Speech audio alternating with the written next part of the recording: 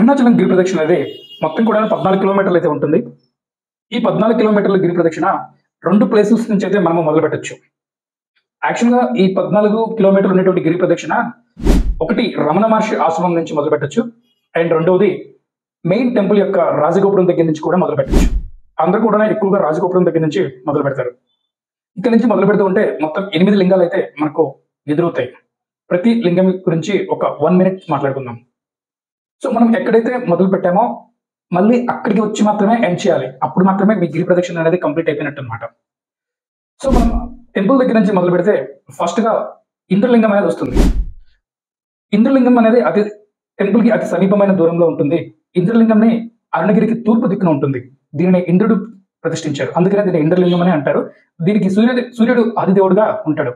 ఇంద్రలింగాన్ని పూజించడం వల్ల ఉద్యోగపరమైన మరియు అత్యున్నత స్థానాన్ని ఎదుర్కోవడానికి మరియు దీర్ఘాయుషు పొందడానికి ఇంద్రలింగాన్ని పూజ చేయడం వల్ల కలిగేటువంటి లాభాలని చెప్పుకోవచ్చు.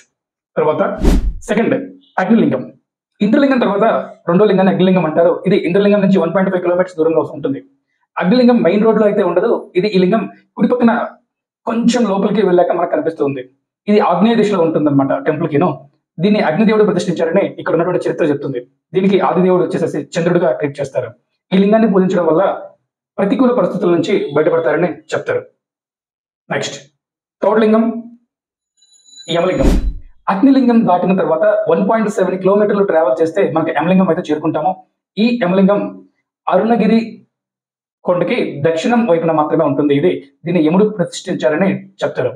ఈ క్షేత్రానికి ఆదిదేవుడిగా కుజుడు ఉంటారు.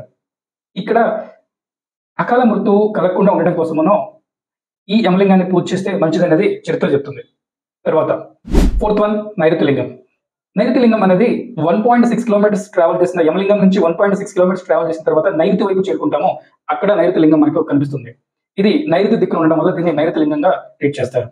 దీన్ని నైరుతి ప్రతిష్ఠించారు అనమాట. అందుకని అతని పేరుతోటే దీన్ని ఈ లింగాన్ని నైరుతి ప్రతిష్ఠించారు. ఈ క్షేత్రానికి ఆదిదేవుడు రాహుగా ట్రీట్ చేస్తారు. సో మనకి ఏదైనా దరిద్రం కానీ దుష్టులు కానీ రాక్షస పీడలు కానీ ఇలాంటి బాధలు ఏమైనా ఉంటే ఈ నైరుతి లింగాన్ని పూజ చేయడం వల్ల పోతాయి అనేది చరిత్ర చెప్తుంది. Next one Varunalingam. ఈ వరుణలింగం టెంపుల్ కి వెస్ట్ వైపున ఉంటుంది. ఈ లింగాన్ని వరుణుడు ప్రతిష్ఠించారని చరిత్ర చెప్తుంది. దీనికి ఆదిదేవతడు శనేశ్వరుడిగా ఉంటారంట. సో ఈ లింగాన్ని పూజించడం వల్ల ఈ లింగాన్ని అభిషేక జ్వరం స్వీకరిస్తే ఈ లింగాన్ని పూజించిన తర్వాత వచ్చినటువంటి అభిషేక జ్వరాన్ని స్వీకరిస్తే వ్యాధుల నుంచి ఉపశమనం కలుగుతుంది అనేది అక్కడ ఉన్నటువంటి చరిత్ర చెప్తుంది. వాయులింగం. ఈ వాయులింగం అనేది వాయువు దిశన ఉంటుందన్నమాట. ఈ క్షేత్రానికి ఆది గురువు కేతుగా వర్ణిస్తాడు. ఈ లింగాన్ని దర్శించడం వల్ల కేతుకు సంబంధించినటువంటి దోషాలు ఏమన్నా ఉంటే అవి పోతాయన్నది మనకి ఇక్కడ ఉన్నటువంటి చరిత్ర చెప్తుంది. నెక్స్ట్ సెవెంత్ లింగం కుబేరలింగం. ఇది టెంపుల్ కి ఉత్తరం దిక్కున అంటే నార్త్ వైపు వెళ్ళడం వల్ల నార్త్ దిశగా ఈ లింగం అనేది ఉంటుంది. ఈ లింగాన్ని కుబేరుడు ప్రతిష్ఠించాడు. ఈ లింగాన్ని ఆదిదేవు బృహస్పతిగా ట్రీట్ చేస్తారనమాట. ఈ లింగాన్ని దర్శించడం వల్ల భోగభాగ్యాలు సిరి సంపదలు కలుగుతాయనేది ఇక్కడ ఉన్నటువంటి వాళ్ళ నమ్మకం. చివరిగా 8వది ఈశాన్య లింగం. ఇది కుబేర లింగం నుంచి 1.8 కిలోమీటర్లు ట్రావెల్ చేయడం వల్ల ఈ లింగాన్ని మనమైతే రీచ్ అవుతాము.